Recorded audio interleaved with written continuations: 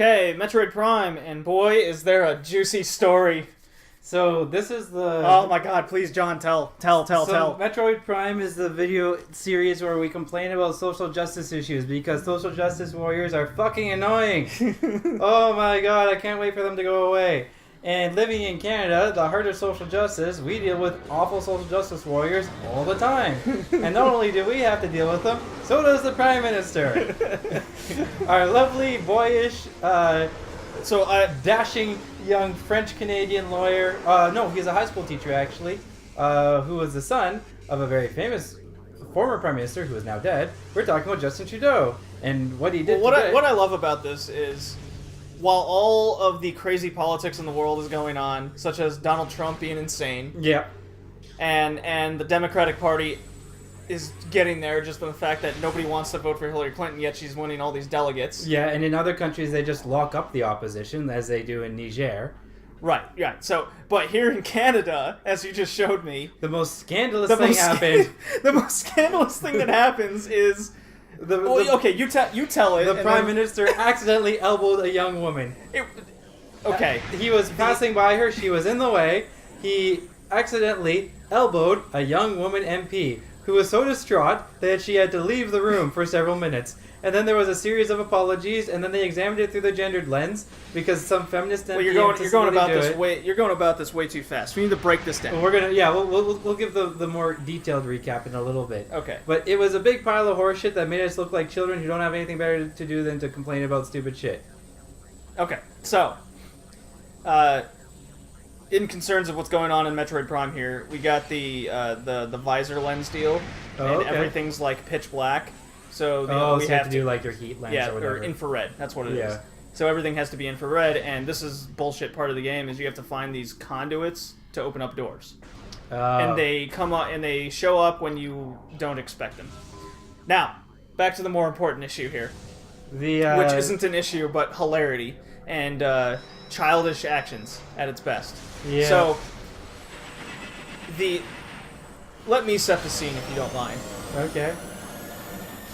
There was a group of ex-party talking in a corner. Okay, here, let me be more descriptive. So, this is in the House of Commons. The NDP are just having a little bit of a chat. National Democratic Party? Yeah. Okay. They are kind of like right-wing or left-wingers. Well, there's a table in the center, and to the right of the table there's like 6 people just talking, bullshitting. They're having a little bit of a chill session. Instead of actually doing their job. Well, because Parliament had just been called into session, and they were taking a little bit longer to actually find their seats, right? And they were just standing in the way. And the Conservative whip was trying to go past them in order to get to his seat. But he wasn't able to, and so Parliament was being held up because... So here's what I noticed right away. The entire left side of the... Like, he could have just gone to the left side of the table, but he was trying to... Like, what it looked like was force his way through to try and break him up. Well, yeah. That's right. So but he was too much of a pansy just to bust through or go around. Yeah, it definitely looked like some poor strategizing on his part. Yeah. So Trudeau, being the non-politician, you could say, an actual adult, gets mad, or irritated that Parliament's not being not going back into session because of this. Yeah, because they got an important vote that they want to get done. Right. It's a pretty big vote that they want to get to, and what was the vote? I forget. It was something. Wait, that's not important. What's important is he goes over, reaches for the guy, and kind of escorts him along a path in between the people. Well, yeah. And he kind of takes a step back, and his arm bumps into the woman. So basically, so there's a big crowd of NDPers. They say he elbowed. It was a bump. Yeah, okay. There's a big crowd of NDPers, and the Conservative whip can't get past him. Trudeau sees what's happening. He gets up. He goes over to the NDPers and says, get the fuck out of the way, pushes them to the side, escorts the Conservative whip through, right? Right. The NDPers act as though he just committed mass Holocaust or some kind of mass genocide. How dare our president embarrass us so much? And because I loved all the words that were used. Because of course you see this in the States too, where it's just if the opposite party does anything, they gotta freak out and make it totally blown out of proportion. Yeah. In this case, they used words like manhandled. Yeah. So they're saying that he physically turned around and pushes the woman over the desk and people elbows her right in the chest, just So basically, yeah. So the whole issue is that one of the people who got pushed out of the way was this young woman MP who had to go and have a big cry in the hallway afterwards because she can't be an adult. She was bumped. Because she was bumped. The same type of bump that would happen on the subway or on the bus. That is the best way to describe it. It's no different than being on a subway or in a crowd of people and you're just making your way through. There's video of it. You can go watch the video. She barely gets touched. It's nothing really. And she has to go have a cry about it in the hall. She misses a vote. She comes back in. She's shaking. Her voice is quivering, and she's like, "I can't believe what just happened to me today." And it's like, get over yourself, woman.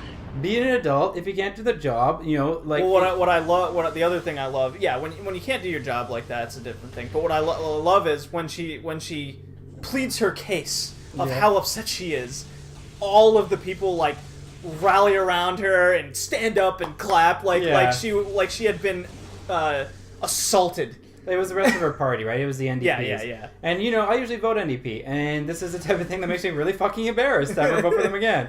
Because that's just atrocious. And then Trudeau gets up and he goes, he's the better man, and he just goes, I unreservedly apologize. Yeah. Whatever, let's just move on. And then, who's this woman? Nikki Ashton? Yeah, who is this woman that comes up it's like he was a drunk rapist. He was a drunk rapist and assaults her. Yeah. Who is she? Explain what happened there. Because I am still distraught over something like that. Before we complain about the Winnipeg MP, Nikki Ashton, I'll say that Elizabeth May, who, because we complain a lot about women, that's the whole point about this series, is that we just complain about women. Which is kind of just anything. Which is kind of foolish on our part. But, it's the task, right? Well, it's people overreacting to things. Yeah, so I do want to say that Elizabeth May from the Green Party actually had a quite reasoned and wonderful thing to say about it, which was right on the nose, which is like, yeah, he hit her. Big fucking deal. Sit down. We're not children. Well, he bumped her. Yeah. Whatever. Yeah. We're not children. Using words like hit and manhandle is what the NDP does. Okay. Come on, John. Yeah. So she said we don't want to be one of those countries that other countries watch on CNN, which is exactly what it is. It's like, get over yourselves already. It's not that big of a deal. Like, okay, she got a little pushed. Get over it. It's nothing that wouldn't happen on a fucking playground, Right. Are you like a 4-year-old? You're gonna fall over and cry because somebody touched you? Like, get over it. So that's what Elizabeth May said. Thank God. God bless her.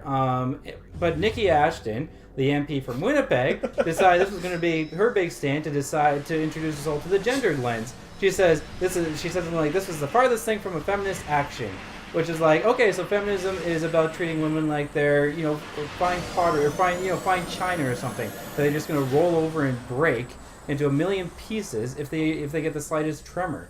Apparently that to Nikki Ashton is what feminism is about. And it's like, you're trying to convince people that you can stand that women are as equally capable as men and all that kind of stuff. There's not a man who would ever walk into the hall and have a fucking cry because he got pushed a little bit. I don't know. That seemed like what they were all doing there. Well, they were doing that just because I don't think Thomas Mulcair is gonna have a big cry because he'll have a cry about a lot of things, but he's not gonna actually. She wasn't the only one that got bumped or pushed. Yeah, exactly. But I mean, before he grabbed him, he shoved another guy out of the way. But that's what the NDPs have turned into. They're the entitlement party now. They're the party that's we didn't win, so now we gotta cry. Well, they're the ones who are there's just no reality, right? Which party was Stephen Harper with? Conservatives. Is that the NDP? No, NDP are far left. Well, not far left, but they're definitely way on the they're more on the socialist side. Okay.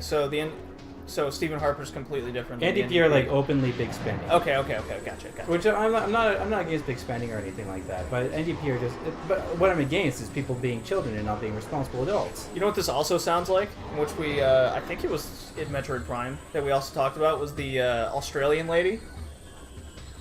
Oh, who was that? The Twitter incident where the dude, you know what I'm talking about.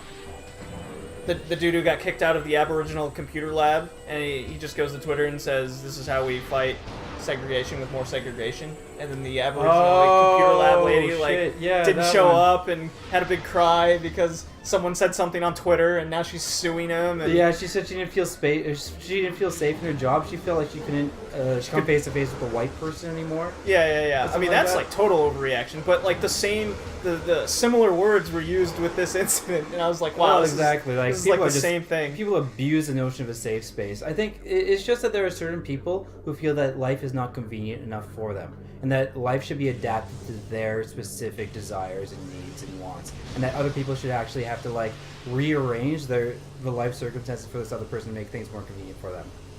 Well, it's like the best example I can see of this is when someone moves to a different country, right? Anybody. This could be any country. You're moving outside of your country. This could even say you could also be in the United States and you move to a different state. Let's say you move from New York to Alabama, right? Okay. And you're so distraught because it's so different there, and you refuse to adapt in any way to your surroundings.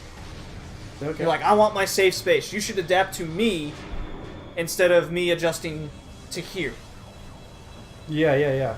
You know, if we all think that way, then it's like, oh, people that move from, let's say, Japan to the States. I'm used to driving on the left side of the road. You should adjust to me. Well, okay, in this neighborhood only, where all other Japanese people live, you can drive on the left side of the road only in this area. Exactly. Because that is your safe space. That's exactly what it is. That's just what popped into my head. But this safe space thing is becoming ridiculous. Have you seen the video of I think it was a group of kids in Connecticut, and a teacher goes out. I better wrap this up here, but he goes out into the square of the university, and he starts preaching about how, you know, he's just preaching about his views, and they're so different than what the other people are saying that all of a sudden all these social justice and safe space people are like, this is our safe space. You can't say that here. Why don't you say what we want to hear? Okay. Oh yeah, you gotta look that up. It's pretty wild. Well, that's what's so. Yeah. We'll continue this more on the next episode. What do you say? Okay. Sure. All right. Yeah. So that's the end of this, and we'll continue next time. Okay. All right. Goodbye. Bye.